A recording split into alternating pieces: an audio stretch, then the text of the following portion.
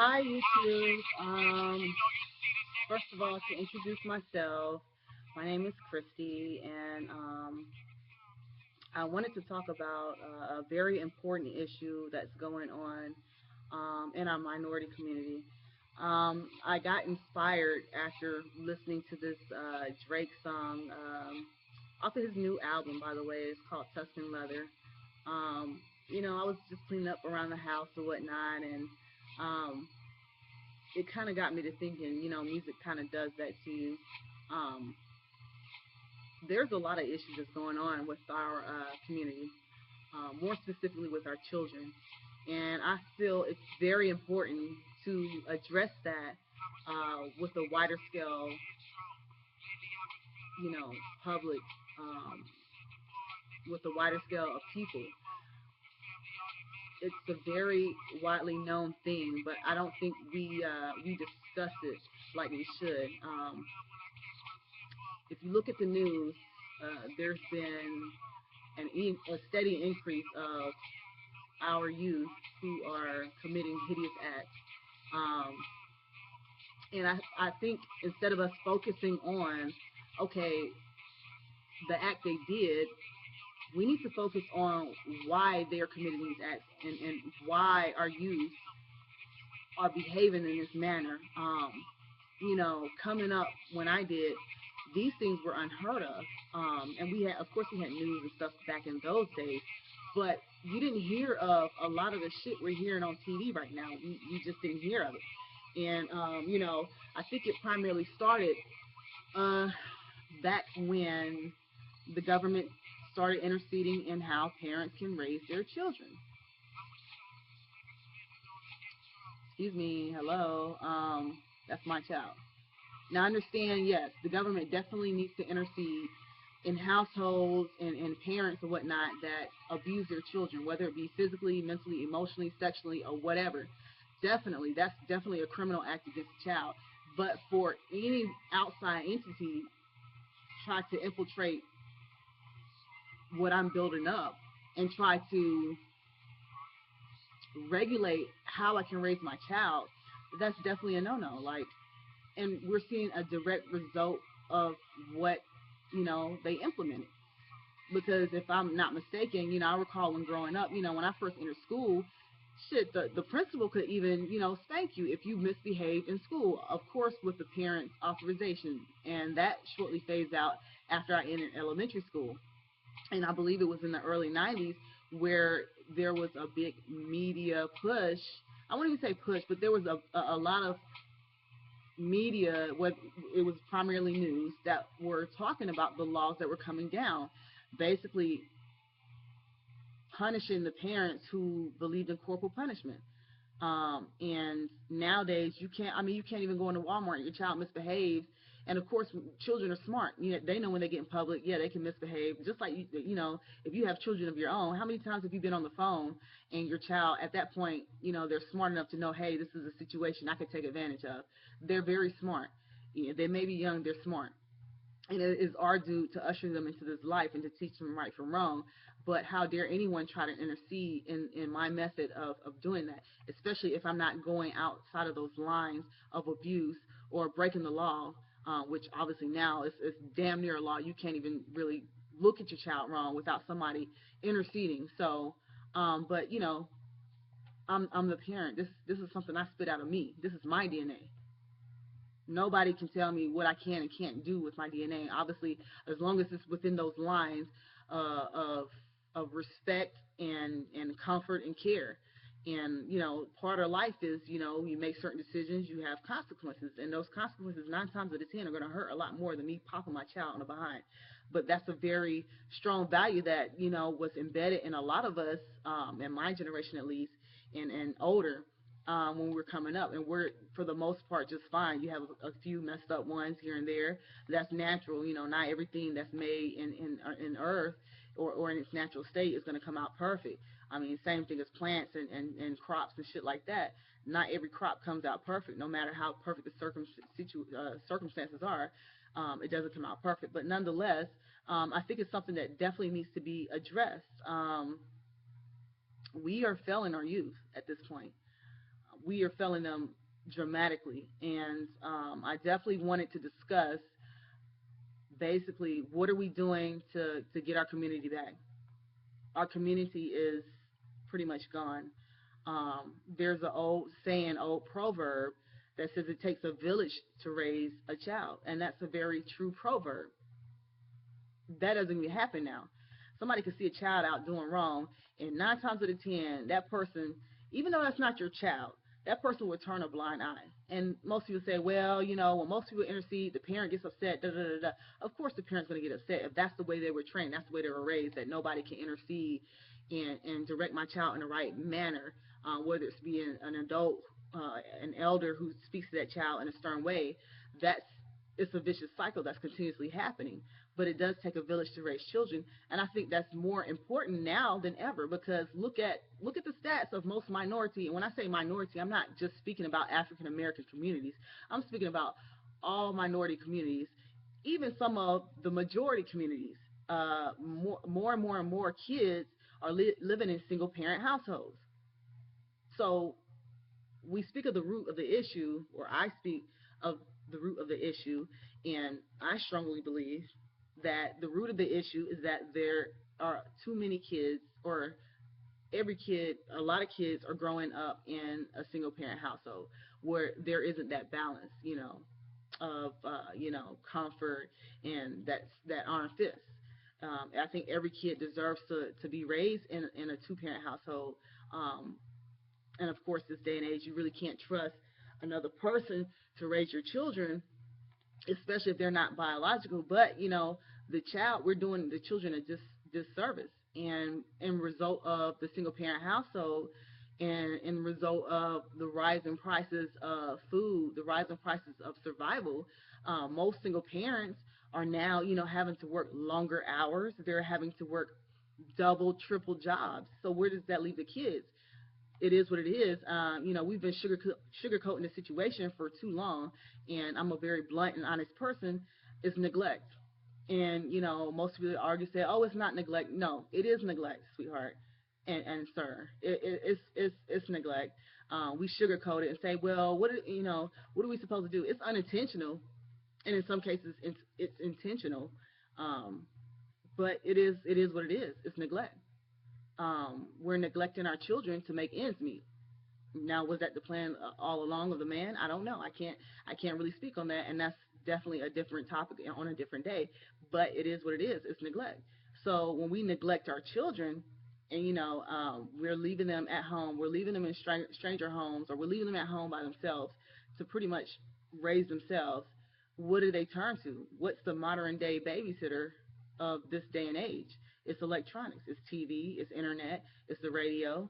And even on top of that, you have a lot of kids who are reaching out for that strong figure in their life, and a lot of times they turn towards their friends because they may feel as if though some of their peers within their same age group have more experience or more knowledge about some things that they might need cultivating on, or they may need comfort on, or advice on. And obviously we all know that, hey, a peer in the same peer group of such a younger age is not going to have the proper advice to give that child. But nonetheless, predominantly it's the technology. It's internet, TV, and radio. And moving on to my main purpose here, and I did write a few things down because I have a tendency of going off into these sermons. I speak a lot of real shit because, again, I am a blunt person to people, friends and family. They even said, hey, maybe you should try posting a video so you can reach a wider scale. And who's to say who this video will influence? And hopefully it does influence the right person, because at this point, I think we all need to start really focusing on what matters right now. Our children are our future, whether we realize that or not, whether we want to face that or not. They are the ones who are following in our footsteps. They are the ones who are supposed to take over after we become a certain age to retire. They're supposed to be our future president, our future doctors, our future lawyers, our future school teachers, etc., firemen, whatever. but yet they are so misguided because nobody is stepping up to the plate to give them the proper guidance. And the people that are the primary caregivers in these single parent households, they are stepping up to the plate to take care of the children, but you can only stretch putty so thin before it falls apart. So if you have one person taking care of three kids and they're doing everything in their power to make sure their kids are provided for, they have a decent home to live in, they live in a safe neighborhood, they're going to school, checking over homework, and at some degree, a person has to have a little bit of time to themselves to keep their own sanity.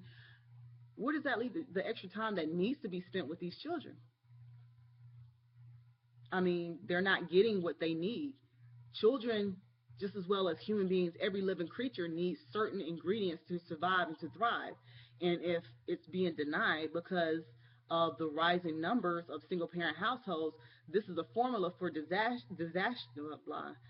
It's a formula for disaster within our, single parent households. It really is. I myself, I'm a parent. I have a 5-year-old. She'll be 6 in December. And it is difficult. And thank God, I only have one.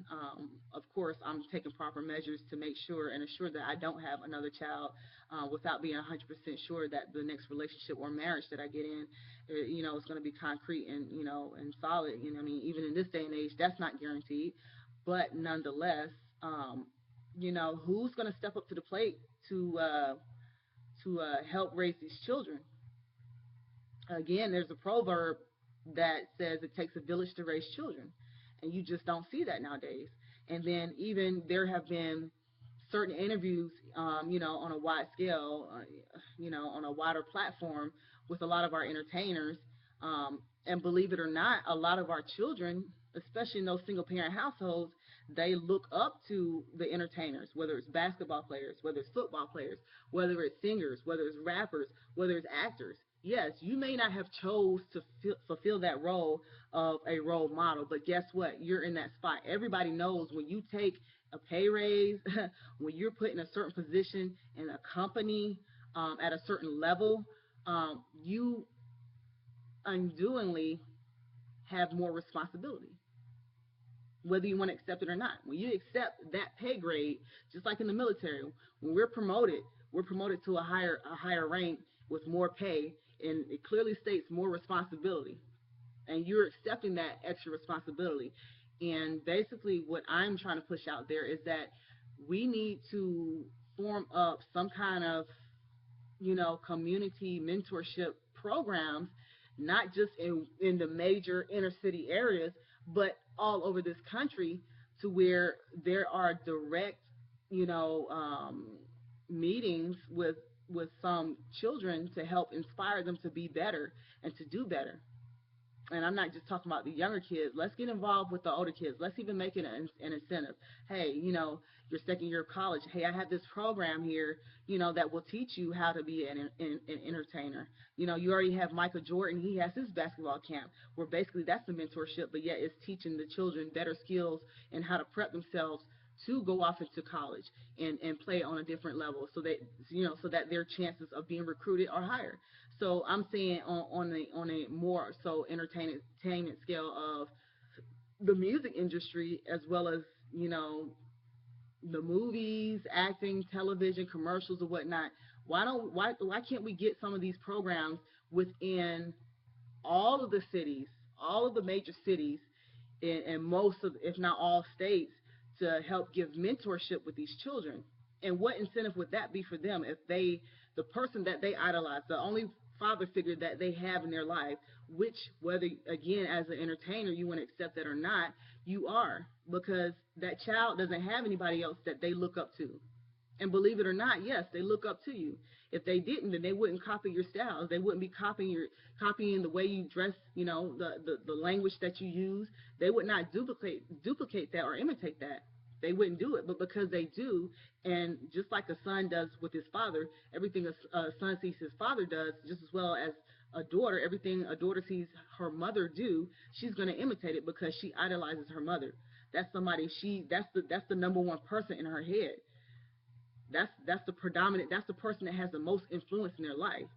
So obviously, if you have a lot of these youth that are imitating a lot of these male rappers, singers, actresses, athletes, or whatnot, you are the front runner for our community as far as the male figure in most households.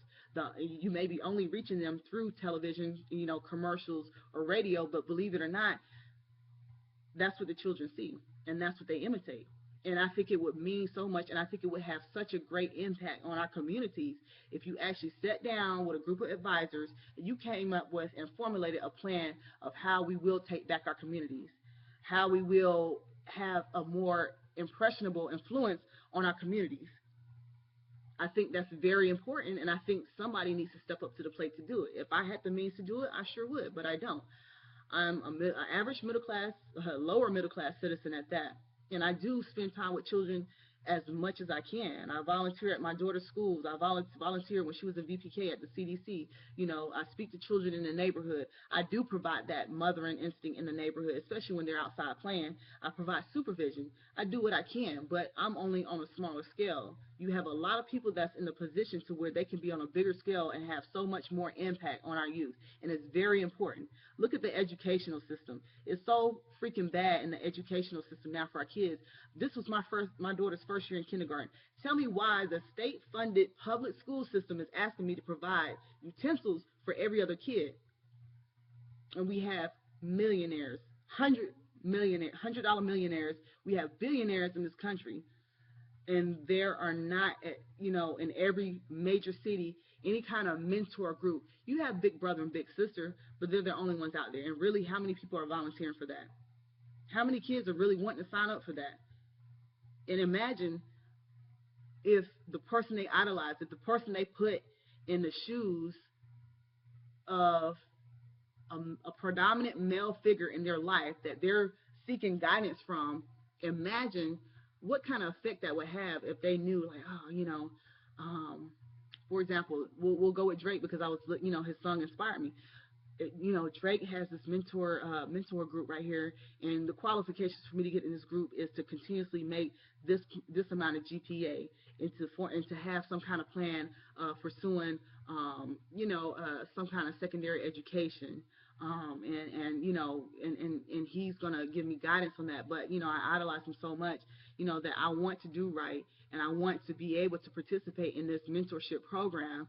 And in order for me to do that, I have to meet A, B, and C qualifications to even be able to affiliate myself with that. Just imagine how greatly we can impact our community. And I think it's time for us to start being more selfless than selfish. That's egotistical. And based off of the psychology classes that I took, egotistical people are children, because they only see the world surrounding themselves. That's a child trait. As adults, we should not have that trait. And although we have all this media that influences and impresses our decisions and our thought process, we're adults. Our mind and our brain has developed way further than children to be able to tell the difference and to be able to empathize and to be sympathetic towards people and groups of community or groups of society and communities. We should be a lot better than this. We are America. We stand for a lot more. A lot of other countries even look up to us. A lot of, if not the whole world, is looking at us. And look at the way we are doing and handling business here in our own country. There is a problem, and that problem needs to be addressed. And it needs to be addressed at the top down to the bottom, because it seems that a lot of people, they forget that little bit of struggle that they went through to get to where they at. And when they get to where they at, they forget where they came from, and you just continue going forward, not looking back. And that's cool, and that's fine if that's the way you want to do things. But guess what? If you have a overflowing toilet full of shit and it's stopped up, and you say, you know what? Guess what? I have 4 other toilets in the household I can use. That doesn't mean that overflowing toilet full of shit is going to stop overflowing. Doesn't mean it's going to unclog itself. If anything, it's going to erode over into the better parts of your house. So it's a problem that we all need to address before it covers the whole household, before it corrodes the whole household. And we're all adults, and we all have that capability of touching, if not just one child in your community. Provide for them in some way. I'm not saying you have to foot them a whole bill to go to school, college education. All it takes is a little bit of time each week to spend with children.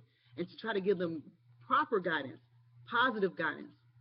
We're all each other's brothers and sisters, and I don't understand in this country, in this day and age, in 2013, going on 14, why we cannot support one another, and most importantly, our children, because again, they are our future. Why we cannot support them?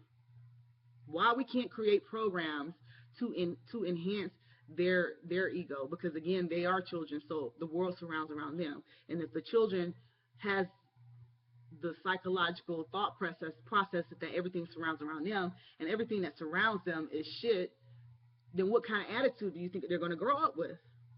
It's going to be a shitty attitude, because they've grown up thinking that nobody fucking cares. Even though mom is doing the best she can by holding down 2 jobs and trying to make sure there's food on the table, and trying to make sure that she can provide the necessary means for them, whether it be clothing, a roof over their head, a safe neighborhood, good education, whatnot, what have you. She's doing the best she can for the most part, because there are some others out there that do neglect, and their focus is not on their children, it's on everything else. And those people should have never had kids. But again, that's another topic for another day. But I want to hit home, and this is the last thing I'm going to say, and I'm going to press that issue, is that we do need to take care of our community. Nobody else is going to swoop in and save the day. There are no Supermans in the world today. That's a fictional character. So let's go ahead. Batman, Superman, all these other Iron Man, Spider-Man, they don't exist. We only have each other.